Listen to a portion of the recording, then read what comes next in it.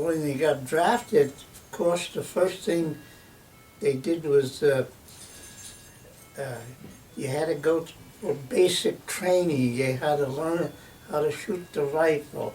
You had to learn how to be an infantry soldier. And then when I went overseas, of course, you know, I'm away from the family. I'm no longer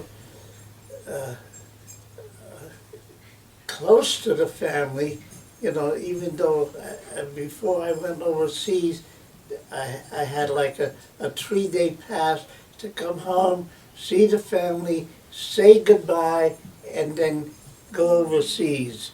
We got into a boat here in New Jersey and sailed across the Atlantic and landed in France. And once you were in France, now you're in a combat area where every day it seemed like somebody was shooting at you.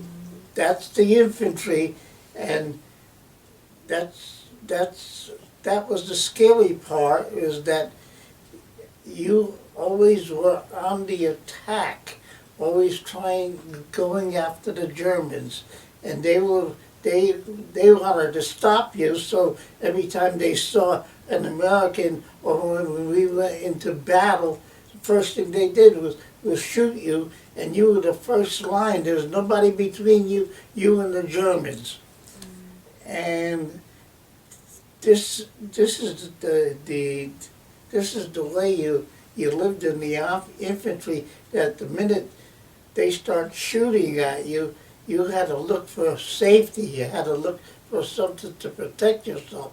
And the only protection you had was that if you dug a foxhole, you didn't have to go very deep, because when you dug a foxhole, the dirt that you took out of the hole, you put around the hole, so that if you dug like 1 or 2 feet with the dirt that was around you, it looked like you were 3 feet underground. And that was your safest area.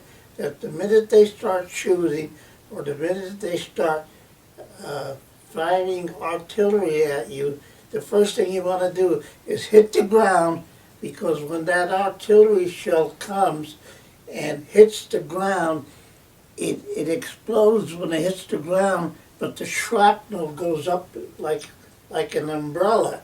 So if you're on the ground and this shrapnel, when it explodes, the shrapnel goes up in the air and goes around you, you're safe because you're in the ground. Because that shrapnel is the worst thing that can happen to you when they're shooting at you with the artillery.